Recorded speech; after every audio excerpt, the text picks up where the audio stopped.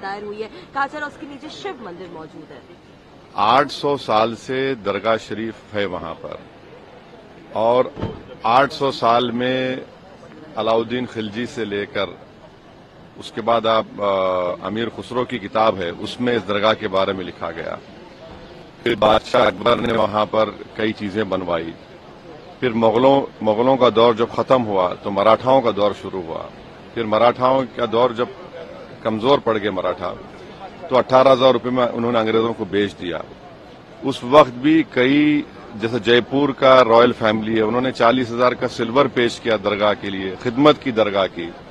देश के हर प्रधानमंत्री उर्स के दौरान वहां पर चादर बिछाते हैं।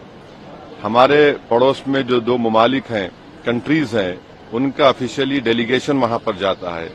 जो इंडियन डायस्पोरा है सारी दुनिया में, वो वहां पर अकीदत रखते हैं, आते हैं सुल्तान हिंद के पास। आज अचानक आप ये हरकत कर रहे हैं, तो सलीम चिश्ती की दरगाह नहीं है रहमतुल्लाह अलैह की, और ख्वाजा गरीब नवाज की दरगाह नहीं है। कहाँ रुकेगा बताइए? ये प्लेसेस ऑफ वर्शिप एक्ट 91 का क्या होगा? क्या अब डीवाईसी चंद्रचूड़ तो अब तो नहीं है, सीजीआई, क्या उनको अब ख्याल आ रहा है कि अगर वो इसको रोक देते? राम मंदिर के जजमेंट में उन्होंने प्लेस ऑफ वर्शिप एक्ट को, जजेस ने कहा कि ये बेसिक स्ट्रक्चर का हिस्सा है। बाद में सीजीआई ने खामोश हो गए जब चंद्रचूड़ थे। अब चंद्रचूड़ अपने लेगेसी को प्रोटेक्ट करने के लिए हर जगह मीडिया चैनल बैठकर इंटरव्यू दे रहे हैं। उन्होंने देखा क्या कर दिया उन्होंने। ये आपने देखा संभल में क्या हुआ, 5 लोगों की, मासूम लोगों की मौत हो गई। अब भारत सरकार को पार्टी बनाया गया, मिनिस्ट्री ऑफ माइनॉरिटी अफेयर्स को, एएसआई को। अब नरेंद्र मोदी की सरकार क्या वो कहेगी जिस पर नरेंद्र मोदी ने अपनी चादर बिछाई है बहैसियत प्रधानमंत्री, कि वो दरगाह है नहीं है? एएसआई क्या बोलेगा? ये पूरा देश को डिस्टेबलाइज करने के लिए, और ये देश के हित में नहीं, हम बार बार आपको कह रहे हैं। ये जो ताकतों का ये जो लोग हैं, इनका डायरेक्टली इनडायरेक्टली ताल्लुक बीजेपी आरएसएस से है, इसे कोई डिनाई नहीं कर सकता। दिल्ली से लॉयर्स को लाकर आपने ये केस डाला है, और आप 800 साल से दरगाह है, इसको बोल रहे दरगाह नहीं है। तो फिर क्या होगा फिर देश में? क्या कोई खामोश बैठ जाएगा? अब कल कोई मुसलमान जाके बोलेगा नहीं ये वर्शिप की जगह नहीं है, किसी और की, मेरी है। देश चलेगा तो संविधान से चलेगा, रूल ऑफ लॉ से चलेगा, लॉ एंड ऑर्डर मेंटेन होगा नहीं होगा, ये सब चीजें हैं। इसको तो नरेंद्र मोदी को डायरेक्टली जवाब देना पड़ेगा देश को, कि आप इन लोगों को रोकेंगे नहीं रोकेंगे।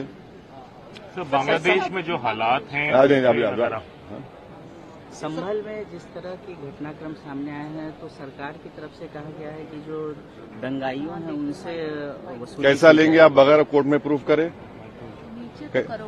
कैसा फोटो लगाएंगे आप? राइट टू प्राइवेसी का जजमेंट है, right to privacy fundamental right है। किसकी फोटो लगा देंगे आप?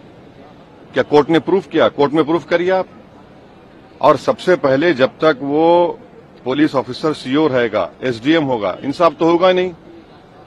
उन्हीं की मौजूदगी में सब तमाशे हुए, फायरिंग हुई, 5 लोगों की मौत हो गई, वहां पर मर्डर किया गया उन लोगों को। प्रियंका गांधी ने शपथ ली आज, लेकिन उनको ये कहा जा रहा है कि वो मुस्लिम लीग की सांसद ने शपथ ली आज। कौन?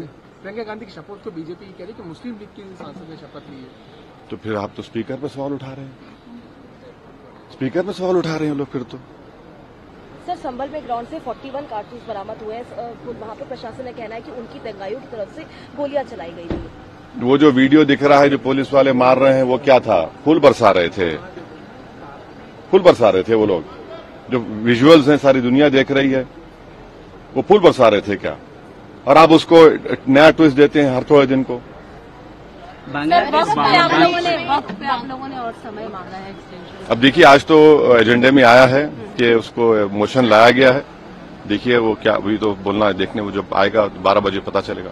बांग्लादेश मंदिर के सीयर को उनको अरेस्ट किया गया है, और जिस तरह का घटनाक्रम आया भाई, भारत सरकार ने अपना जवाब दिया है, हम उसकी तायीद करते हैं। एमईए ने जो दिया है, सरकार की तरफ से क्या, और सरकार की तरफ से जो आया है, हम तो जब सरकार बोल रही है तो हमारी तरफ से बोल रही है ना, और क्या है।